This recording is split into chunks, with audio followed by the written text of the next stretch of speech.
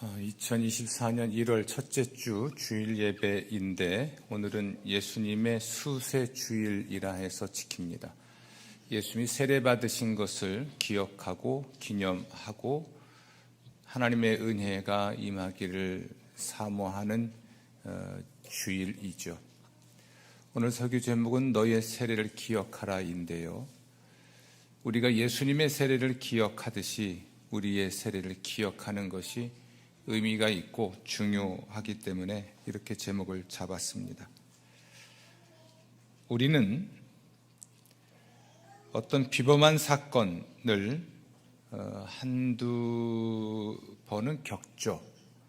일상적이지 않은 특별한 사건입니다. 이런 사건들은 우리에게 그냥 일상 너머의 세계를 생각하게 해주는 것 같습니다. 최근 일본에 큰 지진이 있었죠. 나중에 해석된 것인지는 모르겠지만 그 전에 정어리떼가 폐사를 했다라는 기록이 있었고요. 아마 이 지진에 대한 징조가 아니었겠느냐 이런 추측을 하죠. 정어리떼가 갑자기 폐사했다. 일상적이지 않죠. 매우 특별한 일입니다. 정상적이지 않죠.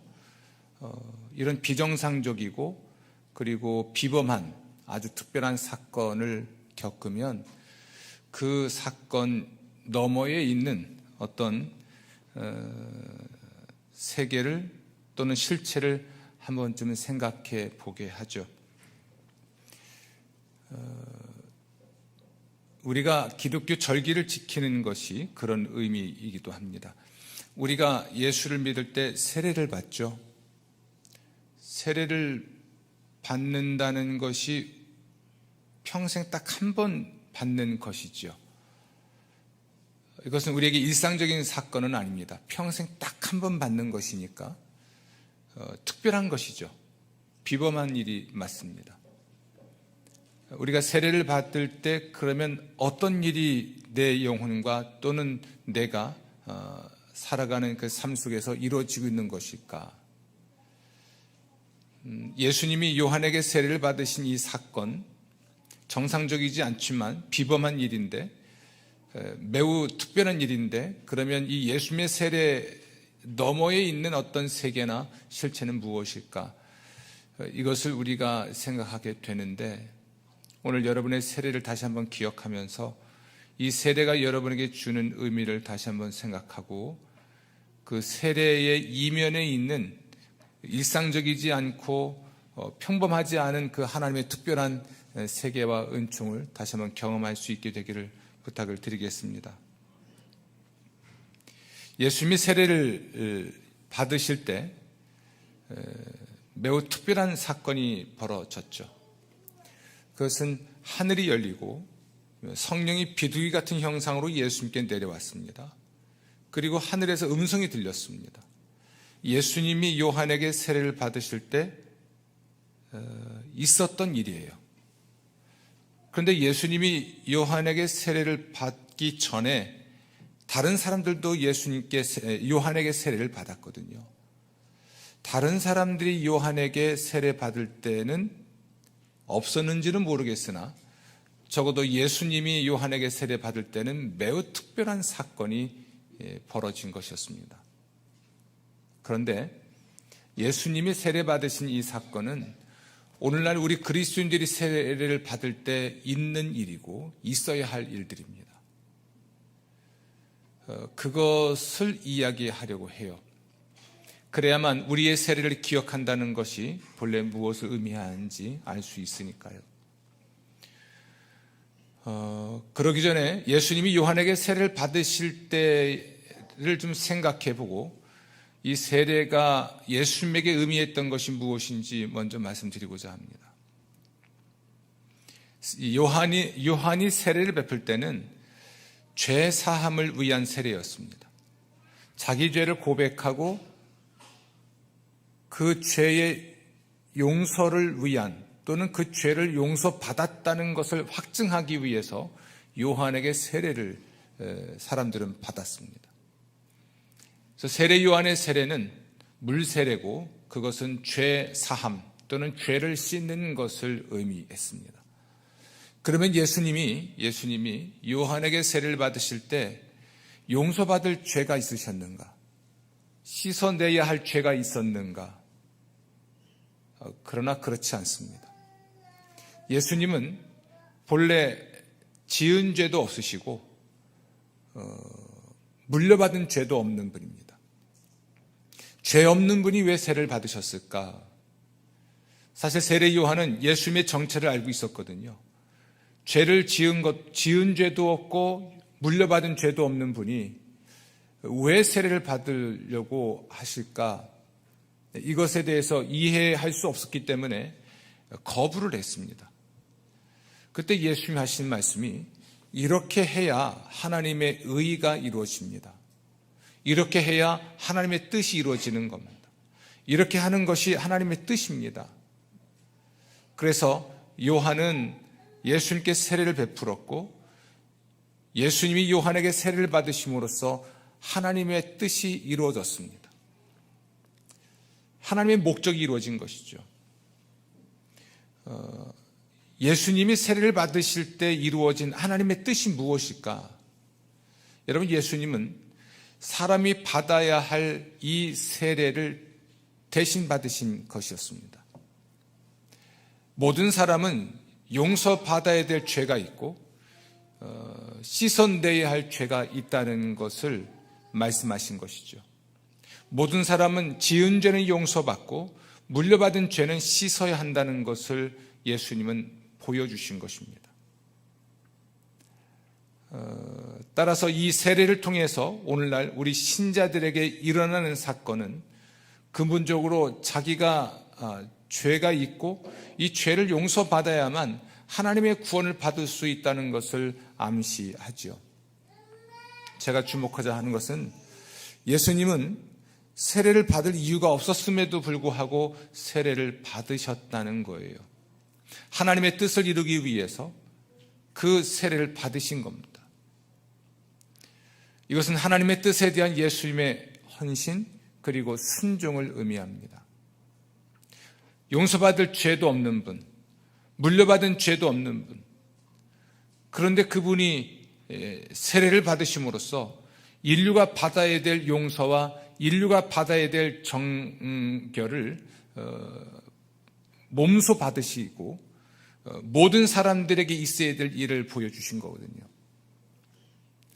나중에 예수님이 그렇게 말씀하십니다. 내가 받을 세례가 있다.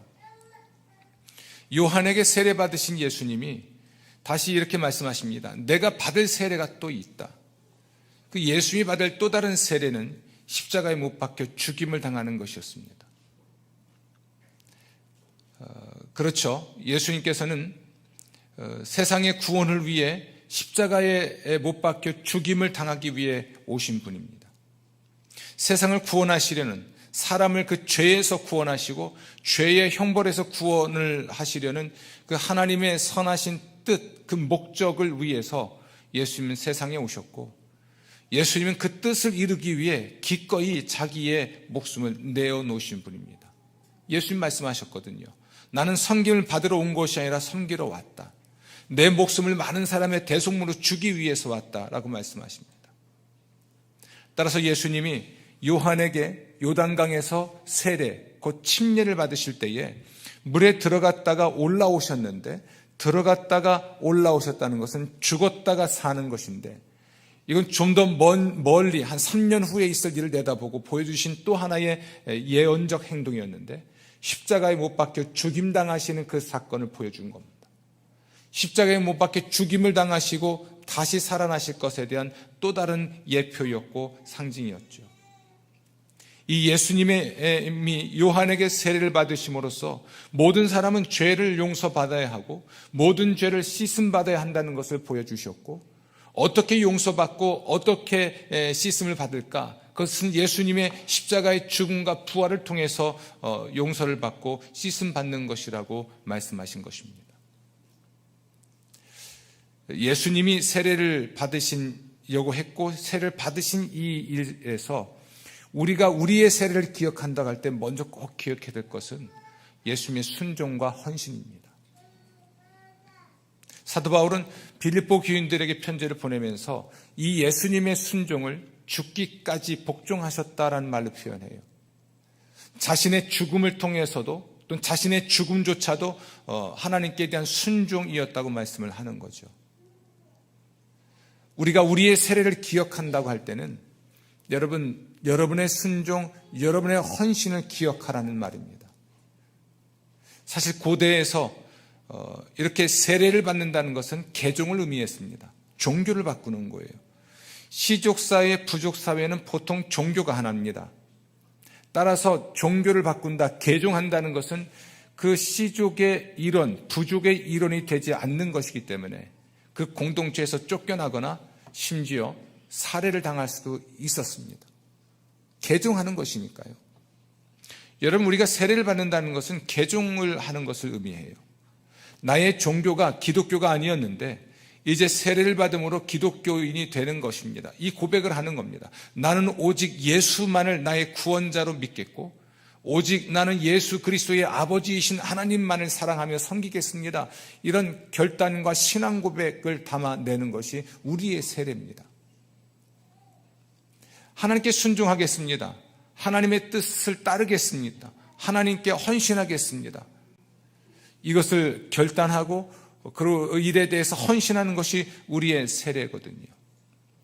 이 세례를 기억한다는 건 그러므로 우리의 순종과 우리의 헌신을 다시 한번 되새기고 그것이 온전한지를 살펴보는 것일 뿐 아니라 새로운 헌신과 순종을 이제 능동적으로 실행해 나가는 것을 의미하는 거예요. 여러분, 여쭤보겠습니다. 여러분의 순종과 헌신 온전하신가요? 여러분의 순종과 헌신은 어느 정도인가요? 예수님은 죽기까지 심지어 자기의 목숨을 제물로 바치는 일까지도 순종하신 분인데 손해보지 않을 만큼 순종과 헌신할 수 있습니다. 욕먹지 않을 만큼만 순종하고 헌신할 수 있을 것입니다. 사람들이 보기에 괜찮을 만큼만 순종하고 헌신할 수 있죠. 우리도 모르는 사이 우리 마음에 그냥 여기까지 요만큼만 합니다. 선을 그어놓은 순종과 헌신에 어떤 한계가 있는 것 같습니다. 제한이 있는 것 같습니다. 다 좋은데 여기는 넘어오지 마십시오. 여기를 넘어오면 저희는 더 이상 순종하거나 헌신할 수 없습니다. 뭔가 제한을 두는 또는 경계선을 그어버리는 또는 정도를 정해버리는 순종과 헌신이 아닌가 싶습니다. 짧지 않은 목회, 그렇다고 온전히 길지도 않은 목회를 하면서 이 순종의 또는 헌신의 모습을 가진 그리스도인들을 참 많이 보죠. 그런데 오래가지 않아요. 그리고 그 순종과 헌신이 자신의 이해관계 또는 자신의 이익을 침해하지 않는 범위, 자신의 안전을 침해하지 않는 범위, 자신의 안정을 침해하지 않는 정도, 자기가 피곤하지 않고 자신이 손해보지 않고 자신의 체면이 명예가 유지되는 만큼 그 정도만 순종하고 헌신하고 자신이 손해볼 듯하면 순종과 헌신은 사라지곤 하죠. 여러분의 순종과 헌신 안녕하신지요? 2024년 벽두에 이 말씀을 나누게 됐습니다. 예수님의 세례를 통해서 우리가 나의 세례를 기억한다 할 때 첫 번째 마음에 새게 될 건 그것은 예수님의 순종과 헌신이었다는 것을 기억하고 여러분이 처음 세례 받을 때에도 내가 하나님만 사랑하고 하나님만 섬기겠습니다. 하나님의 뜻을 따르겠습니다. 하나님께 순종합니다. 하나님의 일을 위해 헌신합니다. 이걸 다짐한 것이었습니다. 아멘, 아멘. 따라서 여러분의 세례를 기억하십시오. 2024년 한 해 순종과 헌신의 해가 되시기를 주의 이름으로 축원합니다. 하나님의 모든 뜻에 대한 순종, 하나님의 모든 일에 대한 헌신이 있기를 주의 이름으로 축원합니다. 여러분의 순종과 헌신을 통해서 하나님이 세상을 구원하시는 일이 이루어질 것입니다. 예수님의 순종과 헌신을 통해서 우리의 구원이 완성되었듯이 하나님의 뜻, 인류를 구원하시려는 하나님의 뜻이 완성되었듯이 여러분 각자의 순종과 헌신이 다른 사람의 구원이 되고 우리의 공동체의 축복, 여러분의 가정과 우리 교회 신앙 공동체의 축복과 구원을 완성하는 위대한 일이 될 줄로 믿습니다. 아멘, 아멘. 그런 생각을 좀 해봅니다. 이 설교를 쓰면서 내가 죽으면 묘비명을 어떻게 새겨야 되나 생각해 봤어요. 저희 형수 장례식 때 묘비명을 새기는데, 또 장례식장을 이제 꾸미는데 고민이 생긴 게 있습니다. 하나는 권사라고 쓸지 목사라고 할지. 제 형수가 목사였거든요.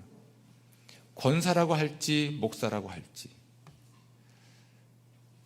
근데 그의 동생인 신춘 선교교회 박노은 목사가 기발한 아이디어를 냈습니다. 성도. 가장 위대한 이름이죠. 목사, 권사, 이건 직임에 대한 것이지만 성도, 거룩한 백성, 하나님의 거룩한 백성. 그 하나님의 거룩한 백성, 참 좋은 이름인 것 같습니다. 그럼 묘비명을 뭐라고 새길지 보니까 새기지는 않았습니다. 저도 뭐라고 써야 되나, 목사, 뭐 그렇게 쓰겠죠? 성도, 기분 나빠서 안 될 것 같기도 하고. 근데 문득 이런 묘비명이 있으면 좋겠다 싶더라고요. 순종과 헌신의 사람. 그냥 순종과 헌신의 사람. 목사였는데 순종과 헌신의 사람이었다. 별로 동의가 안 되는군요. 그런 기대감이 생기더라고요. 여러분들은 어떤 분이길 원하십니까? 순종과 헌신은 우리 시대의 가장 바보 같은 모습이에요. 순종보다는 저항, 그렇죠? 헌신보다는 자기의 성공. 그렇지 않나요? 가장 연약해 보이고 가장 바보 같은 표현이 순종과 헌신입니다. 우리 시대에 순종적인 여자, 이 페미니스트들에게는 이게 난리 날 일이죠. 순종적인 여자, 남편에게 순종적이다. 이보다 치욕스러운 건 없다고 생각하지 않을까요? 헌신적인 여성, 남성이든 여성이든 남자의 경우 직장과 관련해서 순종과 헌신의 남자, 참 약해 보이잖아요. 순종과 헌신의 부모, 그건 좀 괜찮은 것 같습니다. 여러분, 본래 예수님의 세례에 담긴 첫 번째 중요한 의미는 순종과 헌신입니다. 세상을 구원하시려는 하늘 아버지의 뜻, 그 뜻에 대한 순종, 그리고 그 뜻을 이루기 위해서 자기를 제물로 바쳐야 되는데 그 사실에 대한 헌신, 이것을 통해서 세상 구원을 위한 하나님의 위대한 뜻이, 목적이 이루어졌고, 그래서 저와 여러분이 죄 용서받아 하나님의 자녀가 되고 하나님의 축복과 하나님의 구원을 누릴 수 있는 사람이 된 겁니다. 아멘. 한 사람의 불순종이 세상에 죄를 가져왔고 죄로 말미암아 세상 모든 사람이 죽었다라고 기록되어 있습니다. 이걸 역전시킨 것은 한 사람의 순종이었습니다. 첫째 사람 아담의 불순종은 세상에 죄를 가져오고 그 죄 때문에 모든 사람은 영적으로 죽고 육체적으로 병들고 죽어가는 존재가 되었고, 두 번째 아담이신 예수의 순종이 세상에 의의를 가져오고 모든 사람의 구원과 생명이 되었습니다. 이 위대한 신앙의 원리가 우리에게도 적용되는 거예요. 우리가 세례를 받을 때에는, 처음 세례받고 그리스도인이 될 때에는 이 첫 번째의 의미가 담겨 있는 거예요. 순종과 헌신의 삶을 살겠습니다. 내가 하나님의 모든 뜻에 순종하겠고 하나님의 모든 일을 위해 헌신하겠습니다. 내가 어려워지지 않을 만큼, 내가 불편해지지 않을 만큼, 내가 위험해지지 않을 만큼, 내가 욕먹지 않을 만큼, 내가 손해보지 않을 만큼, 요만큼이 아니라 그 모든 것이 있어도 순종하고 헌신하겠습니다. 이 다짐을 담는 것이 우리의 첫 번째 세례라면, 우리가 우리의 세례를 기억할 때는 여러분의 순종과 헌신을 기억하고 새롭게 해야 되는 것을 의미합니다. 순종과 헌신의 사람 되시기를 주의 이름으로 축원합니다. 하나님은 순종할 때 역사하세요. 헌신할 때 역사하십니다. 아멘. 이런 것 아닐까요? 40년 동안의 유랑 생활을 마치고 드디어 가나안 땅에 들어가야 하는데 요단강을 건너야 합니다. 이집트를 탈출할 때는 홍해를 건너야 했고, 이제는 이 가나안 땅을 들어가야 될 때는 요단강을 건너가야 했는데, 이 요단강이 갈라지는 역사를 본 게 순종과 헌신으로 이루어진 겁니다. 하나님의 법궤를 맨 제사장의 발이 물에 닿고 그 강을 들어갔을 때 강이 갈라지죠. 기적같이 요단강을 건너고 여리고성을 마주했을 때 이 여리고성이 무너진 것은 그들의 칼이 아니었습니다. 이스라엘 백성들의 군사력이 아니었죠. 침묵 행진, 하루에 한 바퀴씩 여리고성을 돌다가 마지막 날 7바퀴 돌고 그리고 함성을 질렀을 때 성이 무너지는 매우 놀라운 하나님의 역사가 있었습니다. 순종할 때 하나님의 역사는 나타나요. 순종할 때. 그들의 발을 물에 담그지 않으면 강이 갈라지지 않는 겁니다. 칼과 창을 쓰기 전에 그들이 침묵하면서 성을 돌기 전까지는 그 성이 무너지지 않죠. 순종과 헌신이 하나님의 기적을 가져옵니다. 하나님의 구원을 가져오죠. 그러므로 순종과 헌신은 억지스럽고 마지못해서 어떻게 해야 하는 불편한 현실이 아니라 하나님의 구원과 축복을 누리고 나만이 아니라 내 가족과 우리의 모든 신앙 공동체와 세상에 하나님의 구원과 축복을 누리게 할 수 있는 위대한 헌신일 것입니다. 위대한 사건이죠.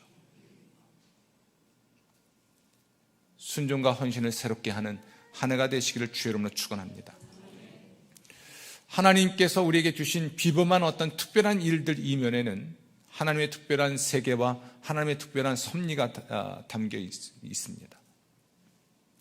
예수님이 세례를 받으실 때 있었던 사건은 오늘날 우리가 세례 받을 때 있어야 하고 또 있는 사건입니다. 다시 한번 생각해 보죠. 예수님이 요한에게 세례 받고 물 위에서 올라오실 때 어떤 일이 벌어졌습니까? 하늘이 열린 거죠. 성령이 비둘기 같은 형상으로 내려오죠. 그리고 하나님께서 말씀하십니다. 내가 사랑하는 아들이고 내가 기뻐하는 나의 종이다. 아멘.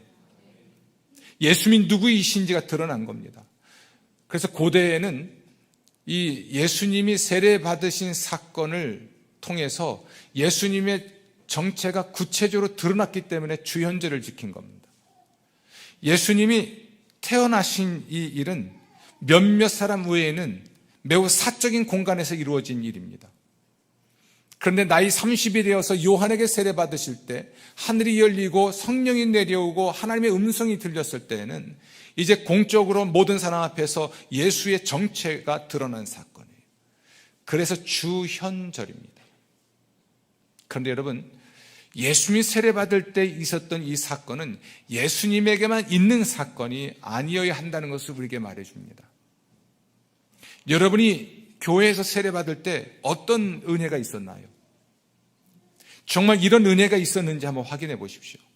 하늘이 열렸다는 것은 하나님 앞에 선 것입니다. 하나님의 임재 속에 들어간 겁니다. 성령이 임하시고 하나님의 영이 그의 몸과 영혼을 완전히 사로잡으셨고 하늘의 음성이 들렸죠. 이것은 성경에서 황홀경 상태로 표현을 합니다. 꿈이 아니라 잠을 잘 때 꾸는 꿈이 아니라 꿈이 아니고 깨어 있는데 황홀경 상태에 들어가는 개념이에요. 하나님의 임재에 들어가는 것이죠. 하늘이 열린다는 것은 계시의 문이 열린 것이기도 합니다. 요한계시록에서는 하나님께서 뭔가를 계시하시는 것입니다. 사도 요한은 열린 하늘을 통해서 하늘문이 열렸을 때 역사 속에서 이루어지는 이루어져야 될 일들에 대한 환상을 보거든요. 계시의 상태에 계시의 문이 열리고 하나님의 임재 속에 들어가고 계시의 문이 열리고 성령이 그를 사로잡고 하나님의 음성을 듣는 것이죠. 그 음성은 두 종류입니다. 하나는 내가 누구인가라는 것입니다. 너는 내가 사랑하는 아들이다. 또 하나는 나는 무엇을 하는 존재인가? 너는 내가 기뻐하는 나의 일꾼이다. 나의 종이다라는 말입니다. 우리가 세례받을 때에는 이 두 가지의 위대한 사건, 그러니까 내가 하나님의 아들이라고 하는 이 확신과 내가 그러면 어떻게 살 것인가에 대한 분명한 확신이 주어집니다. 그것은 우리가 하나님의 임재 속에 들어가고 성령이 우리의 인격 전체를 사로잡기 때문에 가능한 일이에요. 오늘 많은 사람들이 이 두 가지의 확신이 없습니다. 하나는 내가 정말 하나님의 사람인가에 대한 확신이 없어요. 예수를 주와 그리스도로 믿으면 하나님의 자녀가 되는 권세를 받는다 했는데 내가 하나님의 자녀라는 이 확신이 없습니다. 다른 말로 하면 구원의 확신이 없는 것이죠. 이 확신의 결여가 열정을 만들어내지 못하죠. 사도 바울은 로마서 8장에서 성령이 우리 영과 함께 우리 영에게 우리가 하나님의 자녀인 것을 증언한다라고 말합니다.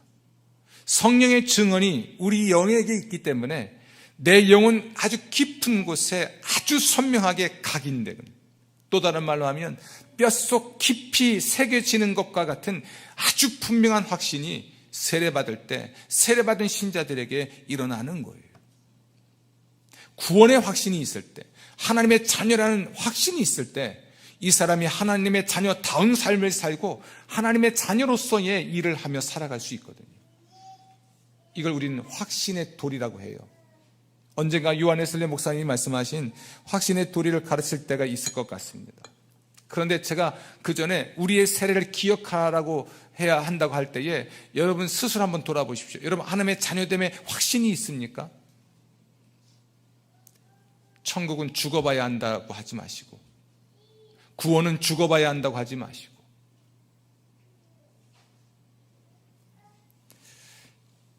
제가 20년 전, 24년 전에 동대전 선교회 부목사로 있었죠. 성경을 이렇게 공부하는 시간인데 거기 장로님도 계시고 권사님도 계시고 뭐 집사님들도 계시고 이렇게 모여 있습니다. 근데 이 장로님이 굉장히 솔직하세요. 얼마나 솔직하냐면 목사님 천국은 가봐야 알지요. 이 부목사가, 그게 부목사가 성경공부를 계속 할 수가 있었겠어요? 장로님이 성경공부하다 말고 목사님 천국은 가봐야 알죠. 깜짝 놀랐습니다. 여러분 천국 가봐야 알아요? 저는 이렇게 이해했습니다. 이분이 구원을 받지 못한 건 아닌데 구원의 사실을 잘 모를 뿐 아니라 성령에 의하여 확신의 은혜를 받지 못했구나. 다시 복음을 전하고 그분에게 신앙의 확신의 도리를 가르쳤습니다. 물론 매우 헌신하시고 매우 충성하신 분으로 지금 살아가고 있습니다. 사랑하는 성도 여러분, 우리가 세례받을 때 우리 영혼에게 일어나는 사건은 우리가 하나님의 자녀라는 사실을 확증시켜 주시는 겁니다. 내가 죄를 정말 고백했습니다. 그리고 예수께서 나의 구원자이심을 믿었습니다. 그러면 내가 죄 용서받고 하나님의 자녀가 되는 권세를 하나님께 받았습니다. 이것이 머리에만 가득 차지 가슴으로 내려오지 않은 거예요. 내 구원의 사실에 대한 지식과 정보는 너무나 많고 신학적으로 논쟁거리가 너무나 많아서 의심도 많은데 내가 정말 하나님의 자녀라는 확신이 가슴에 없는 거예요. 이 확신이 없어요. 확신의 도리가. 그러니 주를 위해서 살아가는 열정도 헌신도 없죠. 또 하나, 우리가 세례받을 때 있는 이 사건은 성령 역사에 의해서 나의 소명에 대한 확신이 옵니다. 내가 어떤 일을 하며 살아갈 것인가? 저의 경우는 그것이 일반적으로 말하면 직업에 대한 것이겠죠. 목회직으로의 부르심에 대한 확신과 소명으로 다가왔고, 여러분들은 주를 위해서 어떤 일을 할 것인지에 대한 아주 분명한 확신으로 다가오죠. 중앙대학교를 들어가서 인생문제 대수련회를 할 때였습니다. 그냥 한 800명이 모여서 앞에서 기타 치는 사람 3사람 나와서 기타 치고 있고 찬양합니다. 이 찬양을 저도 드리고 있는데 제가 고등학교 시절에 꿨던 꿈이 그대로 파노라마로 보입니다. 꿈이 아니라 깨어 있을 때 보는 거죠. 그런데 이 꿈은 제가 잊고 있었던 꿈입니다. 고등학교 때 교회 학생회 회장을 하면서 공주에 가면 주미산 기도원이 있습니다. 아주 유명한 차복은 목사님이 하시던 곳인데 학생들 수련회 가서 기도하다가 잠이 들어서 꾸었던 꿈이에요. 오래전에 한번 말씀드린 것 같습니다. 조천에 가면 이렇게 아무튼 뭐 이렇게 하천이라고 해야 될지, 그리고 제방이죠, 뚝방이 있고, 저는 그 중간쯤 있다가 저 밑에서 누군가가 있는데 그분이 예수님이래요. 세례를 준다는 겁니다. 저는 뚝방 중간쯤 서 있다가 도망가는 거죠. 그런데 이분이 발도 빨라 날아왔는지 뛰어왔는지 제 곁에 와서 제게 세례를 줍니다. 이것을 대학교 때 인생문제 대수련회에서 찬양을 드리다가 다시 한번 똑같이 봤어요. 그리고 저는 거기서 목회직으로의 소명을 확인했습니다. 내가 하나님의 자녀라는 확신과 함께 목회직으로의 소명을 확신합니다. 대학교 2학년 때는 성령으로 세례를 받고 내 안에 있는 죄를 씻어내시는 은총과 하나님의 일을 하기 위한 능력을 받는 성령 세례를 받았어요. 그리고 대학을 졸업하고 신학대학원을 가고 지금까지 목회직에 몸을 담고 있습니다. 이게 목회자들에게만 있는 일인가? 그렇지 않습니다. 예수님은 인류를 대표하고 신자들에게 있을 일을 우리에게 예언자로 보여주셨는데요. 그러니까 여러분, 우리가 물로 세례를 받을 때, 예수를 처음 주와 그리스도를 믿을 때 하늘이 열리고 성령이 임하고 하나님의 음성을 듣는 이 위대한 사건이 있고 있어야 합니다. 우리의 세례를 새롭게 한다는 것은 성령의 감동, 성령이 나를 완전히 사로잡은 상태에서 그것을 황홀경이라고 표현하든 무엇이든지 간에 그 상태에서 성령께서 내 영혼에게 하시는 아주 분명하고 선명한 말씀들, 증언들, 그것 때문에 영혼 깊숙이 새겨지는 확신, 뼛속 깊이 각인되는 확신, 구원의 확신, 신앙의 확신, 소명에 대한 확신과 같은 것들이 우리 안에 다시 회복되어야 함을 말하는 거예요. 성령 끊임없이 우리에게 말씀하십니다. 우리에게 이 확신이 사라지는 것은 구원받지 못했기 때문이 아니라 그 이후에 순종이 반복되지 않아서, 불순종이 반복되어서 이 불이 꺼졌기 때문일 수도 있습니다. 여러분, 언제 한번 우리 복음을 위하여, 예수님을 위하여, 교회를 위하여 이 가슴에 불이 붙고 물불 가리지 않고 주님의 일에 헌신해 본 적이 있습니까? 그 은혜의 경험이 10년 전, 20년, 30년 전으로 끝나버렸다면 심각하지 않을까요? 너의 세례를 기억하라. 그 두 번째 의미는 하나님의 임재 속에서 자신의 정체성과 자신의 소명을 새롭게 하는 것을 말합니다. 그리고 그것을 위해서 그것에 자신을 헌신하고 순종하며 살아가는 삶이 되어야 할 것입니다. 이 은혜를 사모하십시오. 이 앞에는 세례반이 있습니다. 그리고 성찬상이 있죠. 성찬을 참여할 때도 마찬가지입니다. 이 매우 비범한 사건을 통해서 하나님은 그 이면에 있는 영적인 세계에서의 사건을 만들어내실 것입니다. 이건 목적이 아니라 수단들이죠. 은총의 수단들이죠. 한 가지 고민하는 게 있습니다. 세례반을 이렇게 놓지 않고 저 예배당 입구에 만드는 겁니다.